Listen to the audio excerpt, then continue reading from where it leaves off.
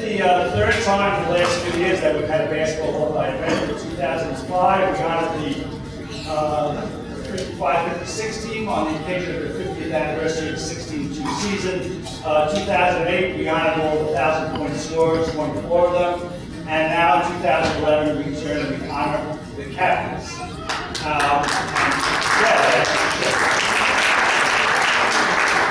So just, I think, a few interesting stats about the captains. Captains go back to 1932. Although, of course, like all things that we see, there's about focus. Whether the first team was really in 1930 or 32. It was 30 because that's the first time they played, but they only played the Teachers Institute. In 1932, that they played NYU Evening School, which I'm proud to announce we defeated. So the question is Mr. E. Eisenberg of 1930 the first captain, or is it Mr. Sid Reed of 1932? Was he the first captain? Nevertheless, we will just, for the sake of argument, call it Teku and move along. There's been 117 captains during the course of this period of time. You're very interested to know that from 32 to 72, there were 47, and 72 to 2012, there were 60. That probably means that during Red's time, he selected less captains than I did. And you can draw your own conclusions about that. There were over 650 players who participated and worn the yeshiva jersey since 1932. There have been 2 father-son combinations who have been captains, and both of you have Benji Spicer and more recently Alan Spicer.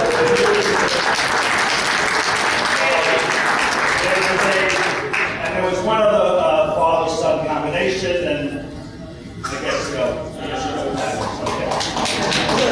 But so I won't get in trouble with my wife. Okay. And the other father-son combination was Jonathan Halpert and Yehuda Halpert. Jonathan Halpert and Robbie Halpert. So. Okay. There are 2 captains who have been captains for 3 years. Justin Garrett, who currently lives in Israel, and a Rabbi Irving Kozlov. And I'm going to stop and mention Rabbi Kozlov because his son Neil is here, and his grandson, and his great-grandchildren are here. All right, Rabbi Kozlov had the distinction of not only being a captain in the years of 1938, 39, and 40, but he also coached the team in 1939 and 1940. So he is the only person who's ever played. Well, that's not true. Coached and captain. All right, except for another gentleman, which we did. He was replaced by High Wednesday, who some of you may remember, in 1939-40. So there were 2 captains who played for 3 years. There have been 16 captains for 2 years. Multiple years, and there are 3 sets of brothers who have been captains. The Rosenblums, Michael and Robert are here. The Huns, Lior and Al, that's is on his way. And of course, there is a 3rd set of brothers who played, the aforementioned Yehuda and Rafi Halpert.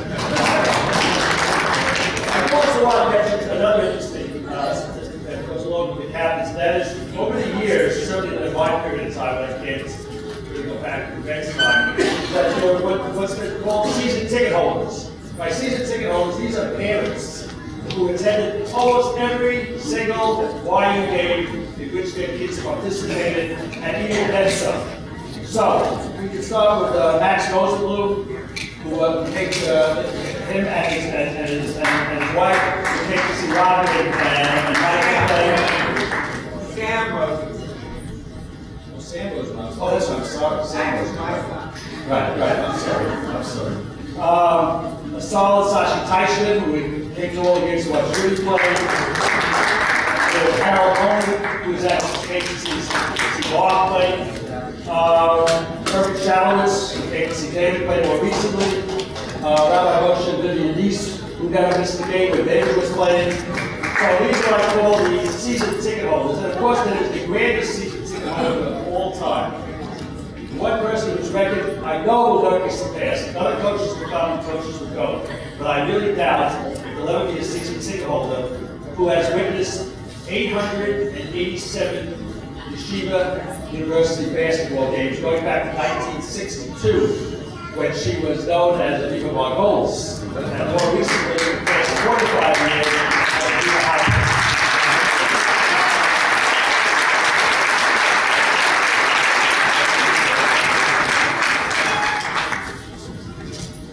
Thank you. So we are here. Why are we here? Why are we gathered here today?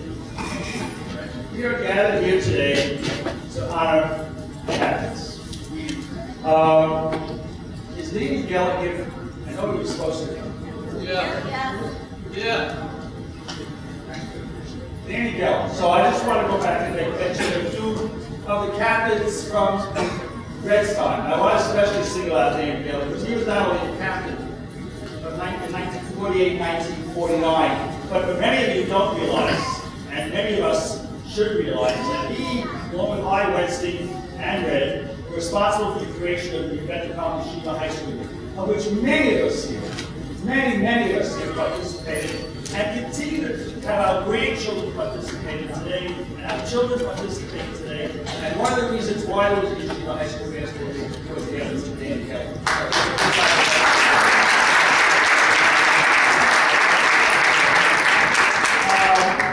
I believe that Louis Hershowitz, I know, was here. He's trying to get back to the puppets, but he's here representing his father, the great Robert Hershowitz, 52, 53. Avi Wertz is here, 54, 55. Amy Scott, I know he's coming, 55, 56. Herbie Schlussel, his son Richard is here, representing Herbie, 56, 57. Herb Baker, 58, 59. And that was the perfect time. That's a great entrance. Herb Baker, 58, 59. And of course, when David comes in, we'll all see David. And Kenny James, 61, 62. I mentioned that group because that group of captains represented the loyalties in Yeshiva University basketball in the 50s. The records during those years were 10-10, 13-8, 16-2, 12-7, 14-4, 10-10. And all the captains from that period of time, they created the possibility that we could come later. Because back then, in the 30s, 40s, and 50s, it wasn't a given that Yeshiva kids could play basketball and compete at a collegiate level.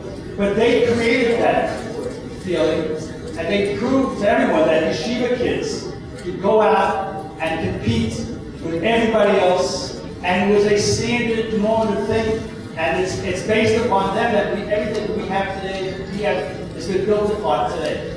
So I wanted to simply recognize that group of people who have joined us here today as captains and say thank you very much for everything you've done.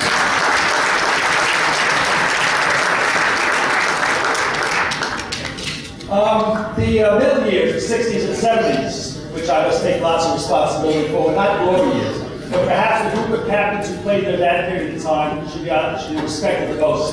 Because despite very difficult years, traveling, running, going, 5, 6, 8, only 8, 9 guys on a team, that group of captains started in the late 60s, and Halpert is here, the whole group here, Shafi Schreier is here, Ronnie Schwartz is here, Robert Rosenberg, Michael Rosenberg, of course I'm making a mistake that I'm naming names without looking at my paper, I'm going to leave people out. But that group of captains, and everybody who's here, every captain who's here from the period of 68 through 82, I want you just to stand up, because we owe you a special debt of tribute.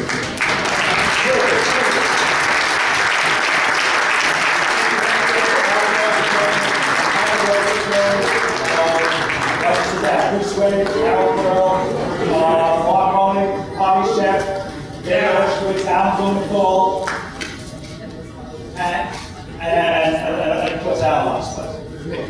So, because, you know, if you guys hadn't fought on and continued, I'm not sure we would have been able to sort of revitalize and prolong the program we had the teams that we had over the past years. And certainly the teams of recently, from 82 and the 85, and the Jim Open, no coincidence, have had great success, and hopefully these captains will continue to have great success, and all the future captains will continue continue to have great success, and maintain the concept that Yeshiva University can play basketball as well as doctors and lawyers and anything else you want to be, even if it is a college basketball coach. So thank you. So, two last points that I will step aside. Since we are at Yeshiva University, it would be only appropriate that we end with two questions, two why questions, because after that we're all about why. So, why did we play, and why are we here? So why did we play? A little while ago I sent out that little email to some of my former players and asked them simply, why did you play? And the answers varied, but all had one theme. And we all played, starting way back when, for one simple reason, and that is because it gave us an opportunity to represent something far more than ourselves. We had an opportunity to represent far more than the school. We had an opportunity that only really the president of Yeshiva University can understand and feel. But we had that same opportunity, and that is we had an opportunity to represent the Jewish people. Wow. Who do you think you are saying you represent the Jewish people? Well, I say it on behalf of all of us, because in the eyes of the world, that's who we are. Maybe Stockton doesn't think we represent them, but we do. Right? And maybe the people up in Hanover don't think we represent them, but we do. And maybe the liberal, secularized Jews of Manhattan don't think we represent them, but we represent everybody. And the reason we represent everybody is because in the eyes of the world, when my guys run on the court today, in about an hour, just like when we ran on the court today, we're going to have Yeshiva written across our chest, and the St. Joseph players, and the Maritime players, and the Westbury players, and the Bridgeport players, and going back all the way to the Hebrew Home for the Aged players. They all say one thing. That's the Jewish group. Those are the Jewish players. They don't say it pejoratively. They say it respectfully. And that's why we represent the Jewish people. And that's why so many people throughout America look at the left side of the page to see how Yeshiva did. But it doesn't matter. It doesn't matter to the players, it doesn't matter to the people looking on the left side of the page if they find us on the right side of the page. For those of you who are not sports fans, if you're on the right side of the box, it means you lost the game. It doesn't mean anything. What means something is that we represented them, that we're out there representing them with class, with dignity, with skill, and with sportsmanship. So that's why we played. So why are we here? Why are we here? We honored a team, we honored individuals. It was time to honor captains, because captains represent 650 players. And so why are we here? For two reasons. We're here so we can say thank you to Yeshiva University.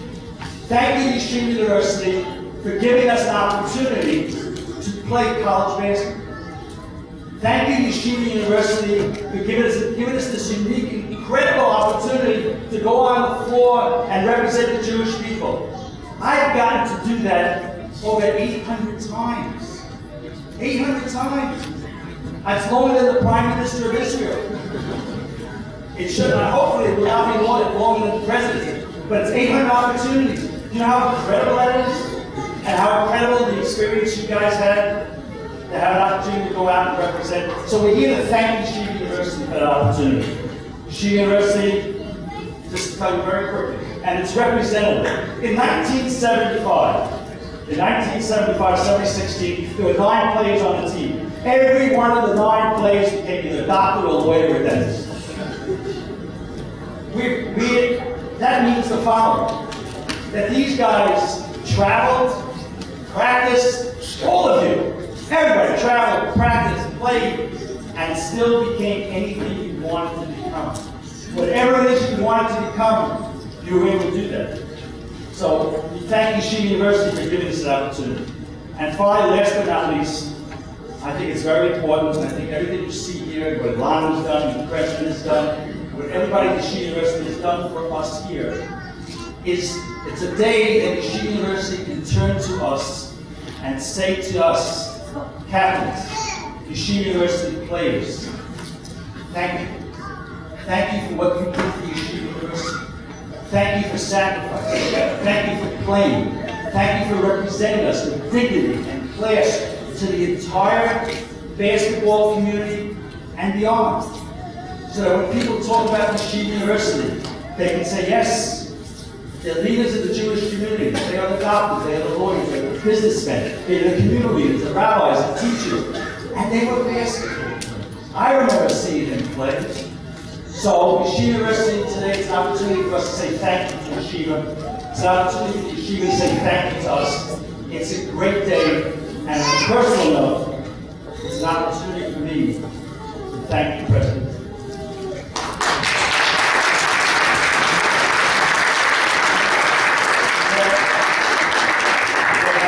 Halpert at Yeshiva University for 75 years. My father came here as an orphan and worked in Yeshiva. And I've been here for the last 40 years. So on a personal note, thank you very, very, very much. I'd like you just to, we're going to have a video. Some of you have seen it. I think it's a wonderful video. It captures what everybody here is about. So I'm going to have to leave in a few minutes because I actually have a game to coach. I want you to enjoy the video. And I ask only one small favor. When you come to watch the game today at 2 o'clock, and I stand up on the sideline, and I scream out, run the C play! The C play! That you don't sit there and grumble and say, is that old coot still running that play? We ran that play in 1954. It doesn't have any other plays. So my answer to you is, we have a few others, but we run the C because Red ran the C. And we run the C because it worked for Red in the 40s and the 50s and the 60s, and it's worked for Yeshiva in the 70s, the 80s, the 90s, 2000, and hopefully in future years we'll still be running C's. Thank you very, very much.